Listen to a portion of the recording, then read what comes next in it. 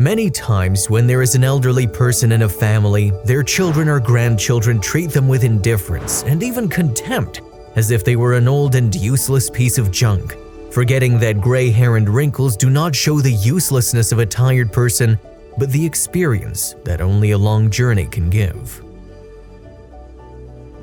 Unfortunately, many do not see it that way and become impatient at the slow steps of their elderly parents, or at their worn-out eyesight or their weak voice, ignoring that someday they will be the ones dragging their steps, or the ones who will need their children's patience to make themselves understood. Then they wish they could turn back the clock to have behaved better with those parents or grandparents who were not understood in their old age. This is precisely the story of a woman who will make you reflect on old age, on the drama that is carried daily by so many older adults throughout the world. Also, if you have not done so already, please subscribe to our channel and click that notification bell to get inspired by these real-life stories every day. Now, back to the story. Her name is Yesenia, and she was not always an old woman. Like everyone else, there was a time when her body moved nimbly thanks to the youth of her years and the strength of her muscles.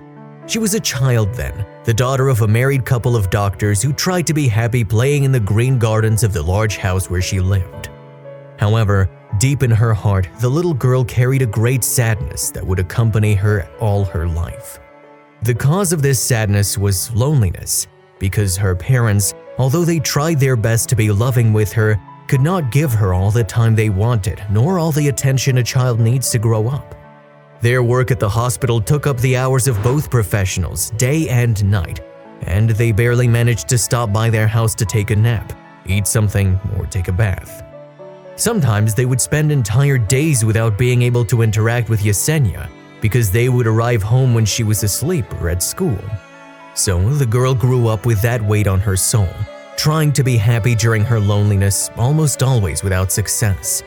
This was a typical case of those in which parents do not understand that by chasing money to give their children stability, they end up depriving them of the most important thing, love. A common tragedy that forges in the children an ideal of the defective family, of their absent nest that, although they suffer when they are small, when they grow up, they unconsciously reproduce in the homes they themselves form.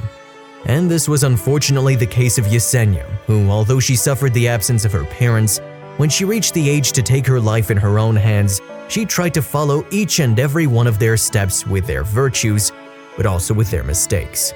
For those two doctors she had for parents had become for her the ideal of success.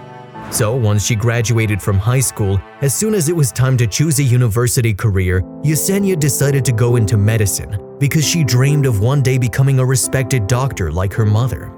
During her studies, the young woman devoted herself completely to her career, quickly attracting the attention of her professors for her intelligence and discipline. But she also stood out among the students as an oddball who never shared with them in the extra-academic recreational spaces. The girl finished her degree in the stipulated time, and it was not difficult for her to get a scholarship to continue her specialization.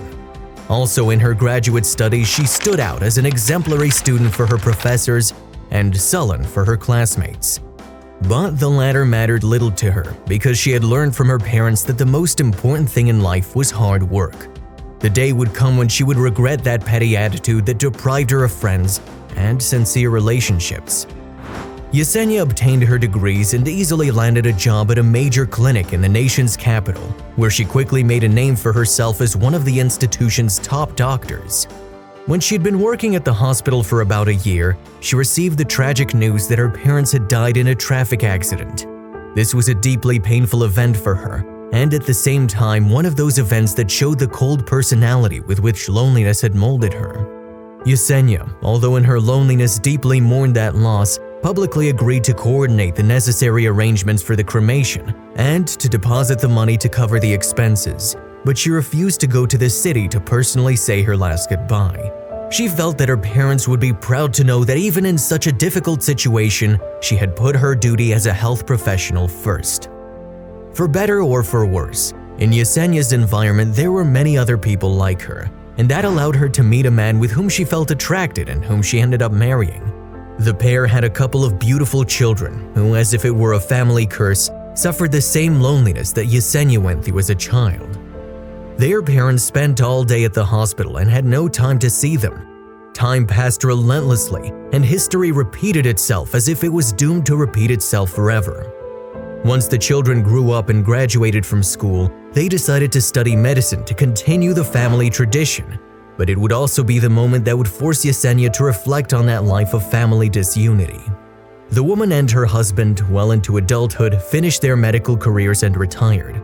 Their life, removed from everything they'd grown accustomed to, was hard. They had a financial comfort that anyone would envy, but they had no friends, and their children had already made their own lives away from them. They were reaping the loneliness they had sown. As if that were not enough, after 7 years the man died, and Yesenia, now an old woman, found herself alone in the world with no one to live with and no one to lean on. And then for the first time, she reflected on that life that, for the sake of success, sacrificed any possibility of consolidating friendships and social relationships. Yesenia tried to make up for lost time and share pleasant moments with her children, but then it was too late. They, like her in her youth, were dedicated to their work as doctors. They considered their profession the most important thing and were not willing to sacrifice it to share some time with their mother. Until one morning, a neighbor of Yesenia's noticed a strange smell in her house and called the police. Probably due to old age, the elderly woman had forgotten to turn off the gas the night before and woke up unconscious. She was rushed to the hospital where, due to her medical history, she was treated as a priority. That same day, she regained consciousness for a few hours, but only to realize, even in the face of their mother's immediate death, her children would not interrupt their work to visit her. Grief-stricken, but remembering that she too did not want to say goodbye to her parents when they died, the old woman asked a nurse for the clothes she had been admitted to the hospital in. She pulled a piece of paper out of her right pant leg and hid it on the gurney in the hope that it would be found in the next few hours and given to her children. After all, as a doctor, she knew that the damage done to her body was irreversible and that she would soon die. The next day, Yesenia was dead, and her children were reading that profound letter that made them think again and understand that there are other priorities beyond work. The letter read, "My dear children, if you are reading this letter, it is because I am no longer with you in this world. The authorities will surely think that because of my age I forgot to turn off the gas tap. I did it consciously because I did not want to go on one more day with this life of many titles and recognitions and little love.